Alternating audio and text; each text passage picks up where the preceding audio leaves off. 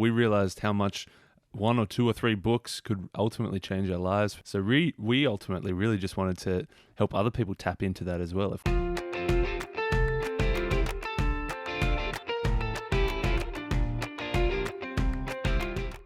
Hi, everyone. It's Kara Goldin from The Kara Goldin Show, and I'm so excited to have my next guests here, Adam and Adam. That's Adam squared over here. No, I'm just kidding. Adam Ashton and Adam Jones, who many will know as the hosts of the What You Will Learn podcast, which is an amazing, amazing podcast. If you have not listened to it, definitely go and sign up for it.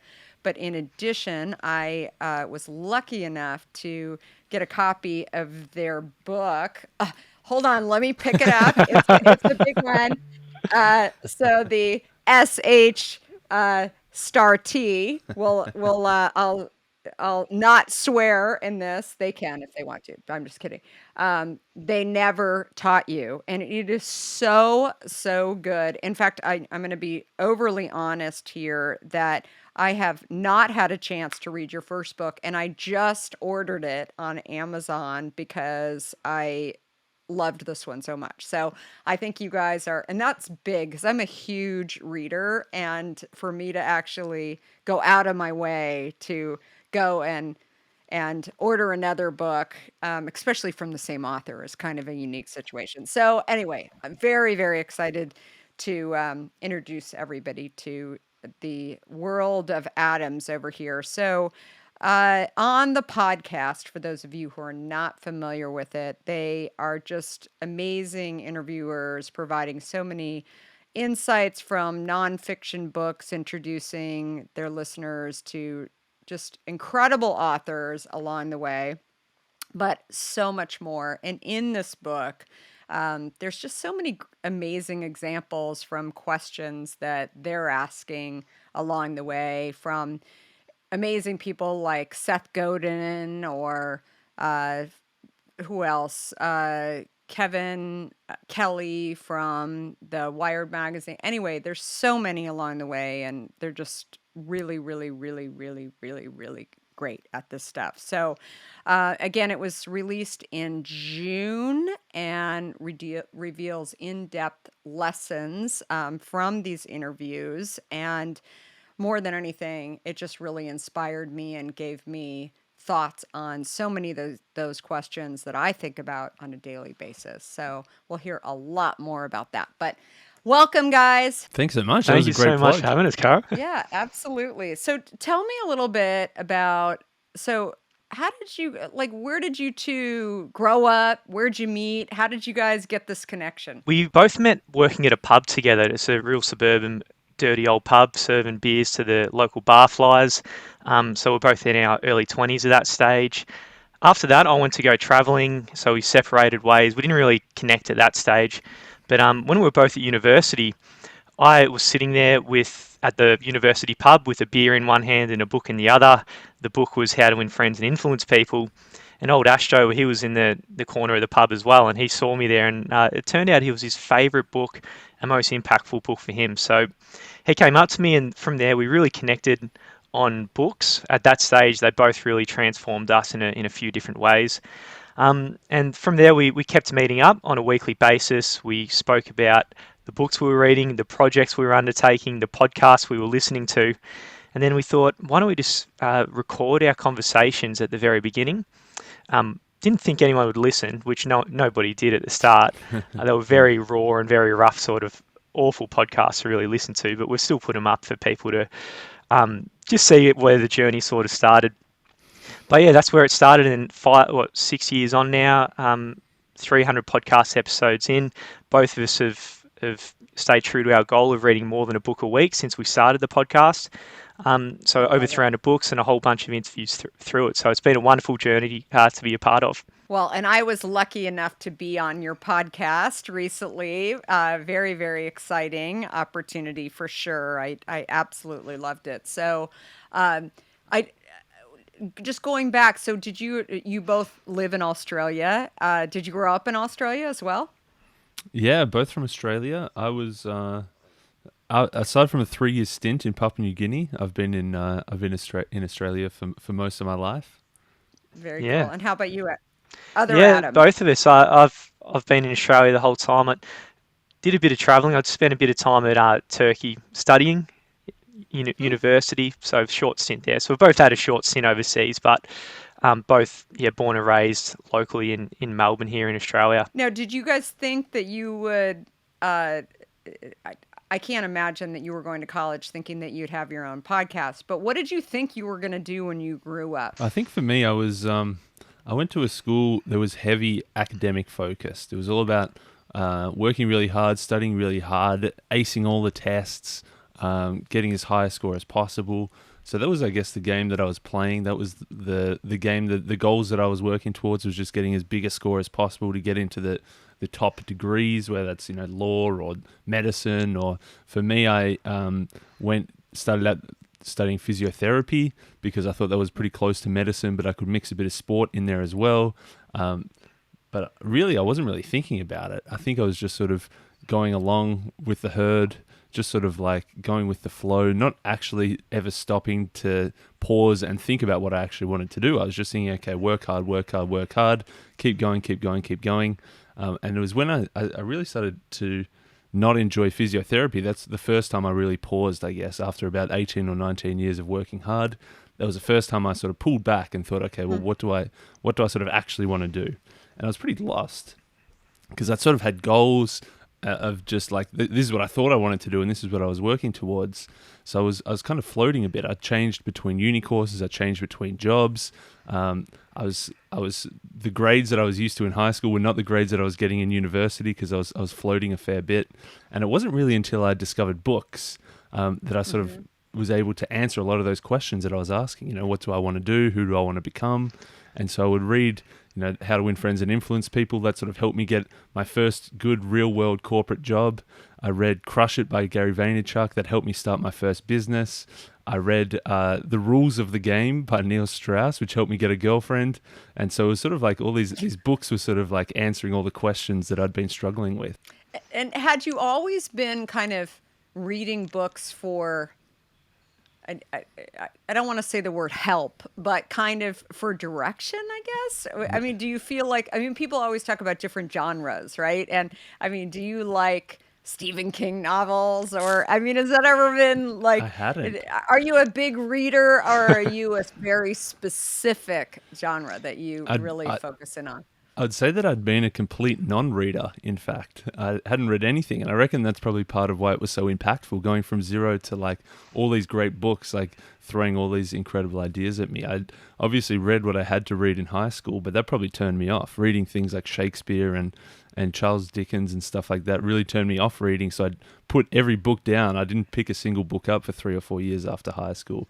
And then it was only when I started like listening to podcasts where it seemed like every CEO, entrepreneur, billionaire, politician, whoever it was, all the top dogs who are on these podcasts would always mention this one book that opened their eyes or changed their life or whatever. And so I thought, well, if these people are reading books, then why aren't I? And that's when I first started to pick up books again.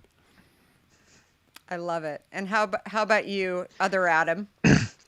Well, bless me, my issue was that I didn't actually have any goals when I was like 18, 19, 20. I was a bit of a party animal. Huge weekends all the time. Took party drugs, was just going on benders. I was doing university and just kind of scraping through. And continuing down that path, it kind of scares me now to think about where I could have been right now if I didn't come across my first book. And that first book was... it was called Alan Carr's Easy Way to Stop Smoking. And at the time, I was a pack-a-day smoker along with everything. So, after reading a 20-hour, or even less than that, 15 hours of reading, $30 investment, the return on investment of something like that was $1 million plus additional years lived.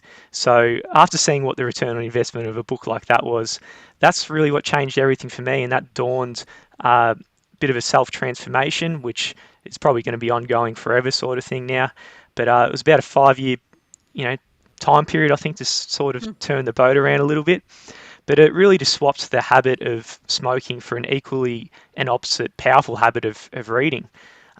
So since then, been looking for similar return on investments in books, and we've really found them. I think, just for example, like one might be an obvious one might be negotiation. If someone's a salaried employee at the moment, all it takes is just to read a couple of negotiation books before you go to the negotiation table, and if you do a few simple steps, all of a sudden you might actually make your $5,000 or $10,000 per year, and then accumulate that over time, just from one book. And some books is very clear what the return on investment are. Some are more strategic about how to live your life, and it'd be more about steering the ship over a longer term sort of period.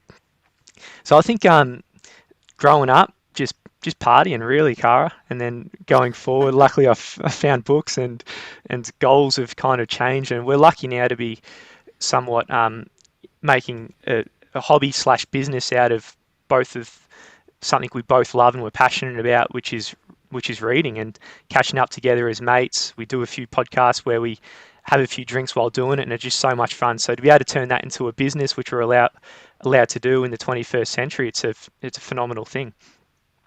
I love it. I think you're touching on something which is really interesting, in thinking about some of the interviews that you've done with Gretchen Rubin and Seth Godin and Simon as well. Have you interviewed Gary? No, we haven't got there yet. No. He's one on the list for sure.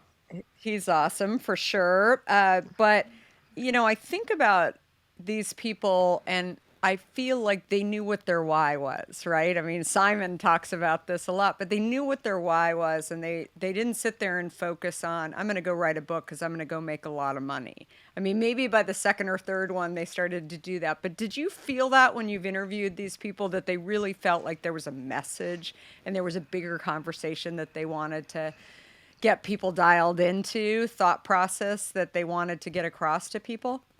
Yeah, I think you can probably sniff out the ones who are doing it purely for personal gain, financial gain or status or whatever that is, and it really shines through the people who are wanting to do it genuinely for, as you say, sharing a message, or really, books can really change people's lives.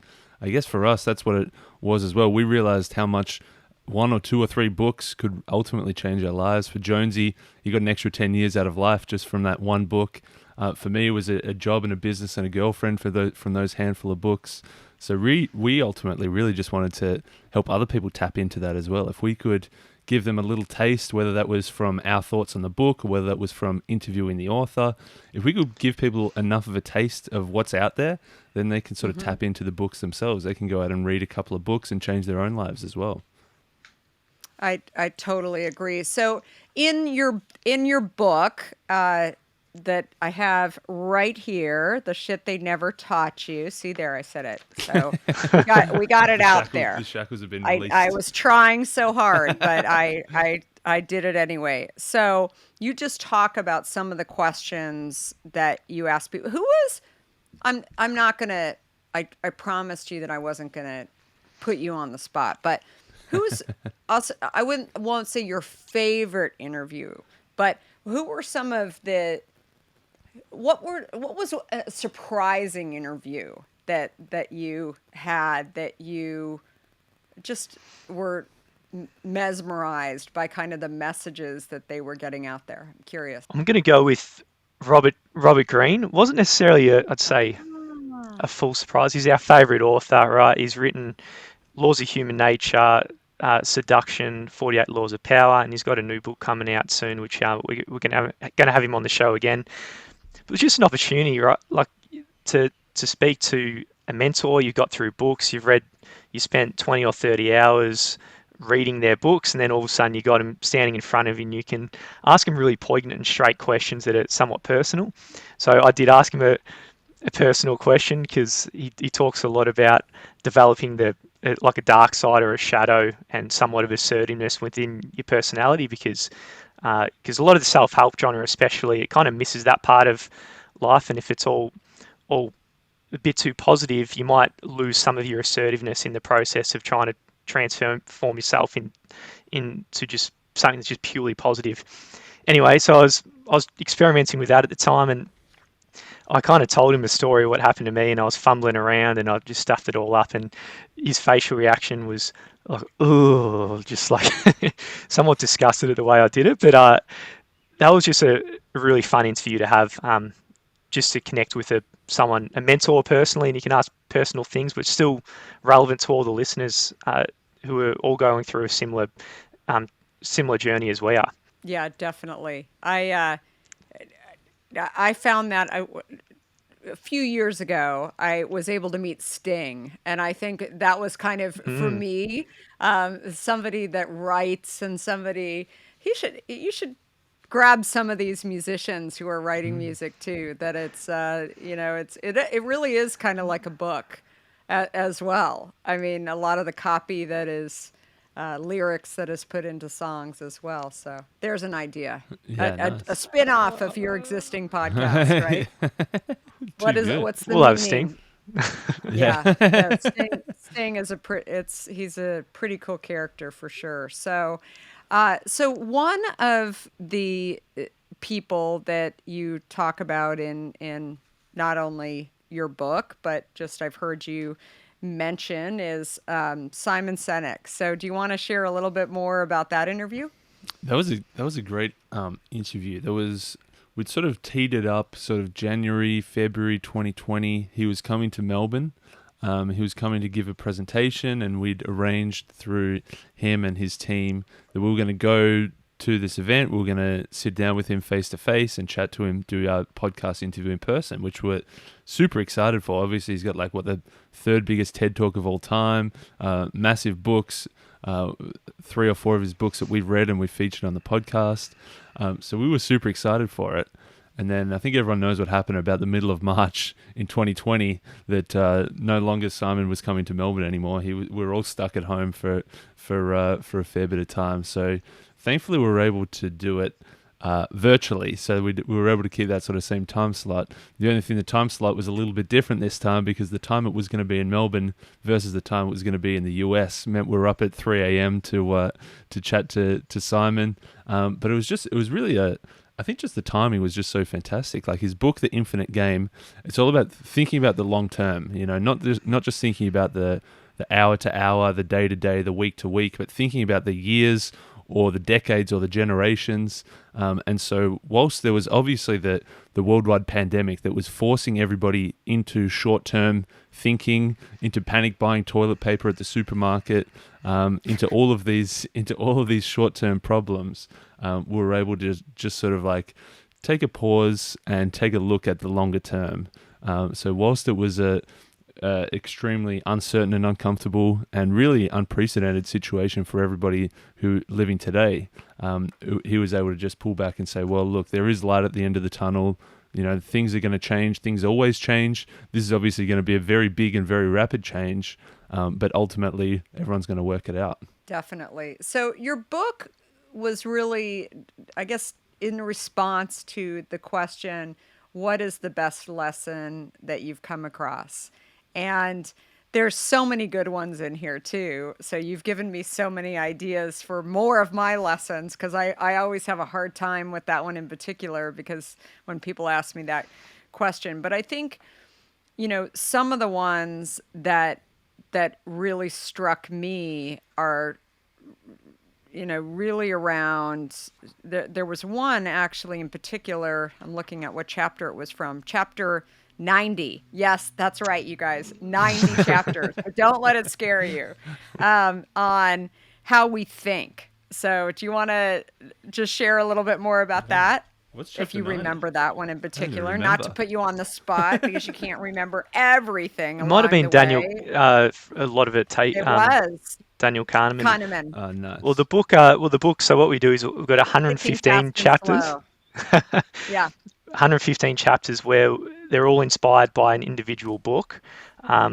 So what we've done is we've really summarized it into what the need to know information is, and then added a bit of our personal stories or kind of pop culture anecdotes as the story, and then keeping the lessons from the original book and getting the original intent.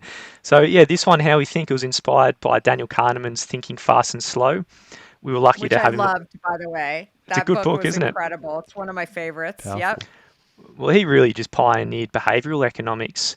When we spoke to him a little while ago, he's still, I think he's 88 or 89 or 90. So just as a side note, it's really exciting to see someone who's still having a go at 90 years old or something. It means our careers, they don't have to be Incredible. 40 or 50 years. We could probably go in like Daniel did for 70 or 80 years. Um, anyway, that book, I think it's got a lot of heuristics and biases that we all share. We're entirely irrational. So by understanding the different ways we're irrational, we can put in different things in place to really buffer us against the issues that come from that. I'll give you one example is he talks about the planning fallacy. So every time you launch a new project, you think you know what's involved. You think it's going to take 6 months, like writing a book. But when there's more unknown unknowns, when you're doing something totally new, a project that you haven't done before, then you're always going to be estimating on the downside because you don't know what the unknown unknowns are. So there's two solutions for that he proposes. Number one is you're getting the outside view. So if you're about to write a book, don't just estimate how long it's going to take. You can call up a different author and ask them how long it's going to take, and Sure. they'll give you a more direct answer. Another way of doing it is by just slapping an extra 30% prediction on, just as a rule of thumb heuristic. So planning fallacy is one of many. He also talks about anchoring, which has got negotiation implications. The sunk cost fallacy, again, which is when you should leave and wrap up a project that you've already finished and not worry about the sunk costs that you've already invested and move on to something new. So loads of heuristics and biases that we've got in our brain. And Scott Adams, who is another great thinker we like, he says, if you learn, the more heuristics and biases you learn, it's just the more income essentially you can get in the long term, because you're just going to save yourself a lot of pain by learning it all up front. Yeah, it's so true. And it helps you think about other audiences too, and how to uh, really speak to those audiences, even if they're a little bit different than you. So I totally agree with that. Uh, and I think that another one that actually happened to be in that same chapter is Michael Lewis's Moneyball, which is not only one of my favorite books, but one of my favorite movies. And in the Bay Area as well, talking about the Oakland A's and kind of what happened there, but the whole halo effect, which I think is also such a huge lesson, and I love that you guys highlighted that as well. So what did you remember from that interview in particular? The halo effect is an incredible one. It's just that idea that, like, if you think of someone wearing a halo, obviously you just look at that person and think that they must be some kind of incredible person. They're a saint, they're an angel, they're something like that, and we can take our own halos. It obviously might not be a circle around our head, but it could be, public speaking is a great halo where somebody sees a great public speaker and they just assume, well, if they're a good public speaker, they must be pretty competent, they must be pretty good at their job, they must be pretty smart, they must always do their projects on time. So, like, from all the way from just seeing somebody confidently speaking to a group of people, we've just assumed that there's all these other good things about them as well.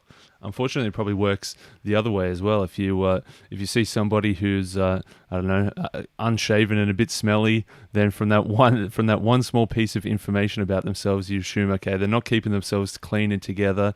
They're not. They mustn't be looking after their health. They're probably eating junk food all the time. They're probably drinking Diet Cokes all the time, and not Hint water. They haven't found Hinge yet. I totally agree. So there's all I these. love it.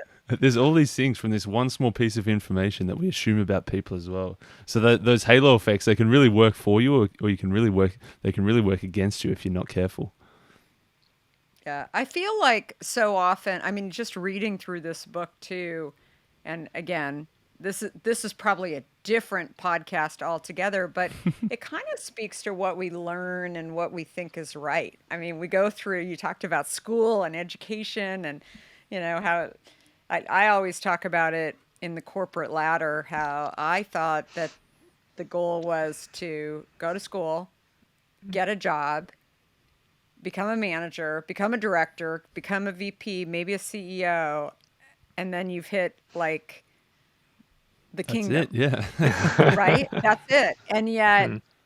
there are many people I know who are sitting in the C-suite who are quite unhappy and miserable, and they're no longer learning anymore. They're just kind of they're on the wheel, right? Mm. And they just keep going around and around in circles. And so a lot of what you and I talked about and my interview on your podcast about my book, and probably what gets me so excited is that my book is not just for entrepreneurs and people who are thinking about starting a business, but also to get out of sort of the pattern of what they thought was supposed to be. And especially if you've already made that, you've already hit the highest levels, why not go out and do something new and go out and learn? But I think that that's what I kept thinking about. Like, why aren't more schools teaching these things that are in these books, right? I mean, obviously, you get to have these people on campus, maybe talking about maybe the better campuses that are out there, but now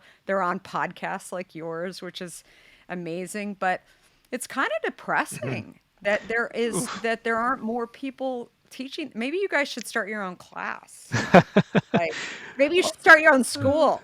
Let's do it, Ashto. What do you reckon? That might be the next project. Right? Yeah, We could just all start three it of us, eh? together. Yeah, well, that's exactly when it probably hit us when me and Ashto were at university. We were like slaving away through the complex calculations. For me, it was structural engineering, and you spend days and days learning how to do something complex, which turns out you're never going to use ever. And then at the same time, you're reading a book like How to Win Friends and Influence People, or how to handle yourself at a job interview, or something like that. So the most critical things, life situations and events that pop up, you're not really prepared for at all. So 99% probably of what we learn is wasted, whereas the 1%, not much really gets focused on. And So growing up, true. we got not much control over who we learn from. Like we call the circle of they. You can learn from your parents, your school teachers. You might have your local soccer coach, or whatever it might be. And you can't do anything about that, but um, we can expand the circle of they, and that's really the only time you invite new mentors into your circle, to have those light bulb moments, to realize there's a different path available to you. There's actually hundreds of paths. Um, there's a clock ticking as well. So number one, becoming aware of the different ways you can live your life to the way you want to do it. And number two, if you don't want to realize this at the very end, it's tragic to think that the people you were just talking about then might be on this hamster wheel for such a long time, and it might take a burnout, or it might take a moment at the very end of their career to realize, like, shit, what have I been doing this whole time? So um, yeah, books, we can expand our circle of they, have those light bulb moments, realize what the different paths are out there. And obviously with a bit of courage, if you get undaunted to actually go for it, then you can live a totally different life. Do you think listening to books versus reading books, what is your preference? Definitely reading. Listening's great, and I listen to podcasts all the time. I've got an Audible subscription, so I listen to probably a quarter of the books I listen to on Audible. But I do it in a weird way. I listen on like 3.5x and I read at the same time. I feel like if I was just listening, I don't know, it just doesn't stick for me as well. I feel like physically holding that book in my hands, and like the eyes just moving across the page, using a pencil to make some notes and make some highlights and stuff like that. I feel like that's, for me personally, that's the way to make it stick. If it's just audio, or if it's like a digital, like reading a PDF or a Kindle, it doesn't stick for me either. I must say, Yeah, I I've heard Ashto's 3.5x, and it sounds like chipmunks doing a rap battle or something. There's no way I can understand what the hell they're saying. So 3.5, it's only for, it's not for everybody, I don't think. You got to build up to it. Yeah. it's so interesting. Do you know this company called Speechify? He doesn't have a book out yet, but I actually interviewed him on my podcast, and he happened to actually grow up in my town that I live in, and so I was familiar with it. But he has dyslexia, And so what he figured out was that if he actually listened to everything versus actually read it, and so I mean he does it on like 5.0. I can't even understand, right? Wow. When he was like playing it. Yeah, it's crazy. But, he went to Brown and like had gone to Exeter. I mean, he's got an incredible experience and anyway, but he's got lots. He should write a book or at least At least an have a audio book book, that yeah. people can listen. Yeah, because I think it really is. He's got an amazing story that's helping lots of people because I think there are people that have a really hard time. They find it daunting to actually read a book and to be able to listen. It enables them to be able to do it. But anyway, that's another podcast. But so, what lessons from some of these interviews that you did you apply to either building your podcast or writing your book? Well, I've got one that we when we interviewed you that was on the list of things to talk about, but we didn't quite get there. We had so many other great things to talk about. Let me just see what chapter 62. And I had to cheat because I don't even remember half the stuff that's in the book. But chapter 62 is about first to mind. It's about marketing. It's about the 22 immutable laws of marketing by Al Ries and Jack Trout. And they talk about the idea that like everybody remembers the first man on the moon. Everybody remembers the first female self-made billionaire. Like the first of anything is always extremely memorable, and so they say it's better to be first than to be better. So in business and in marketing, you shouldn't be looking for like, okay, what's a product out there that I can beat and that I can be better than. They say like, what's a product that you can what's a category that you can create so that you can be first in. So obviously, if we think back to your story, there was already a beverage market. There was Coke and Pepsi. There was already bottled water. If you keep drilling down even further, I'm sure there was already flavored water. But then you went to the next one where you were the first in the category of the unsweetened, flavored water. That you've created this category within a category, and then you can be the first in it. So they say that it's much better rather than just saying, okay, I'm going to try and beat Coke. I'm going to make a new cola, and I'm going to make the best cola in the whole world.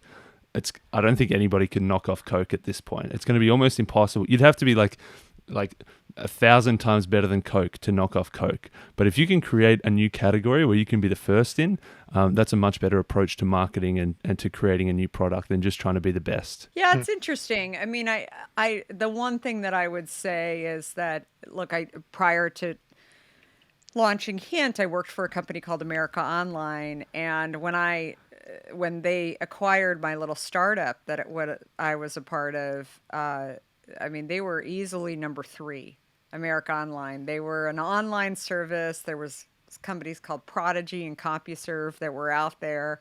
And I think in many ways it was to their benefit to be better, right? They might not have been first, but they were better, right? And they solved all the problems that, CompuServe and Prodigy just said, oh, it's good enough because we have lots of subscribers that are out here. And I think like that's the problem. You definitely gain awareness, but I think you run the risk of having people come in behind you that basically are doing all the things that you didn't do.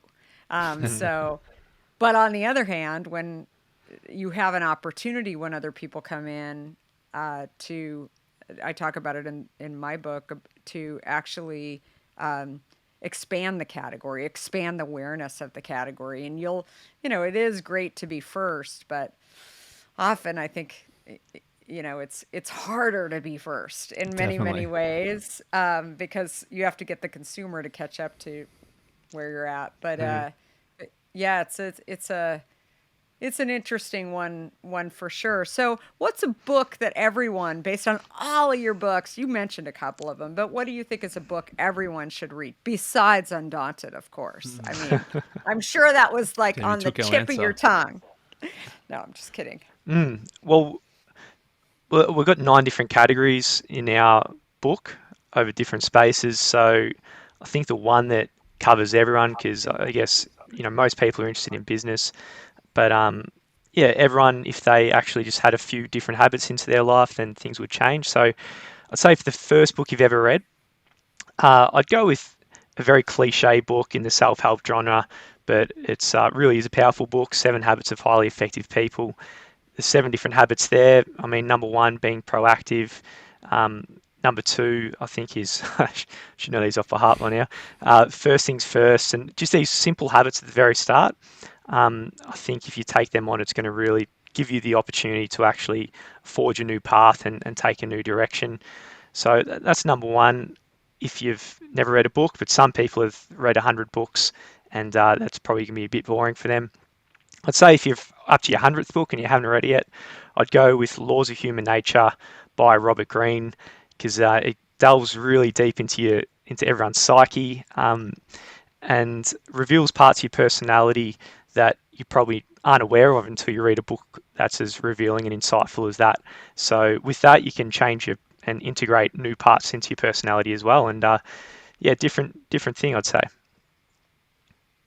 I love it. So you mentioned 2 books by male authors. What I thought was so interesting when I launched a book, and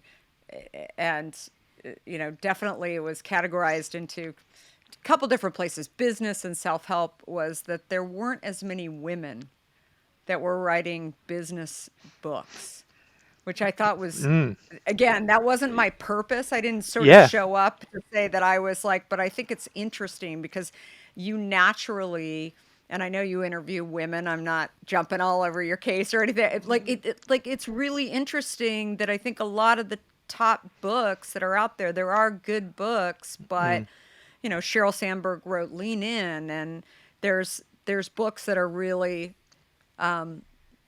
definitely bring sort of thought leadership out there, and in some ways, but it's tough. I mean, it's tough to find really books that kind of bring that business thought into it too, that they're not coaching books. They're more people who have led companies. Again, there are some out there, but a lot of it's tougher to find. Yeah, it's also I think a lot of it was a male-dominated kind of industry, especially like before '95 on, like before that period. So a lot of the books from back then are still around today, like the 7 Habits of Highly Effective People, and I think there's so many great female authors in the last 5 or 10 years, like you mentioned, Brené Brown, Susan Cain, Angela Duckworth, all in the same genre.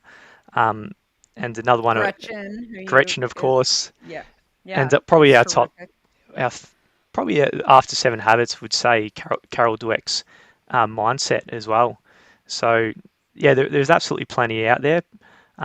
It is currently a male-dominated industry, perhaps because previously it was a lot of the legacy books, especially, and today there's a lot more great female authors coming through. Yeah, I hope so. And frankly, I also hope, just because you can go and publish a book, self-publish a book too. I think that there are sometimes you have to search for some of those books in order to find them, but I believe that the barriers to actually, writing a book is hopefully less too, especially if you've got a social media platform to get it out there too. So very, very, lots to think about on that too. So very excited to have you guys on. And as I said, this book is so good. Everybody needs to go in and order it. So I got mine off of Amazon. It was terrific and very, very fast and easy to get it.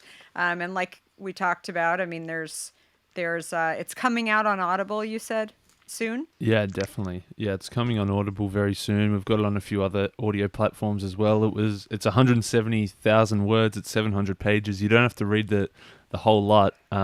We say that if you can just pick sort of 10 of the 32 different lessons that most interest you, then you get a big tick, and you could give yourself a pat on the back. But for us, it was also weeks of recording the audiobook as well. We got more than a little bit of a sore throat. I can only imagine. Luckily, there's 2 of you, so you guys could split it, because it took me 6 days to record mine, and mine was my book was I guess a third of yours, so not Not half, but it was definitely a while. So it must have taken you guys, a few Yeah, weeks to do it for sure. definitely. So this is amazing. And like I said, they've got an amazing podcast. Definitely check it out. And where can people find you? Yeah, the website's whatyouwilllearn.com is the home of the podcast and all the book reviews and stuff that we've done and podcast episodes and interviews with authors. Plus, the shittheynevertaughtyou.com as well is sort of the home of the book as well. Whether you want to buy the physical book or the audio book, everything's there. Awesome. So, Adam Ashton and Adam Jones, thank you so much for coming on today. Really, really enjoyed this. And thanks everybody for listening. We're here every Monday and Wednesday on the Kara Goldin Show, meeting with incredible people like Adam and Adam, founders and entrepreneurs who were talking about so many of their lessons. We're on Apple and Spotify and other favorite platforms out there. So definitely come and have a listen. And if you like this podcast, definitely give it 5 stars. And also come and reach out and say hi to me on social. I'm on all social platforms at Kara Goldin with an I. And thanks, everyone. Have a great week.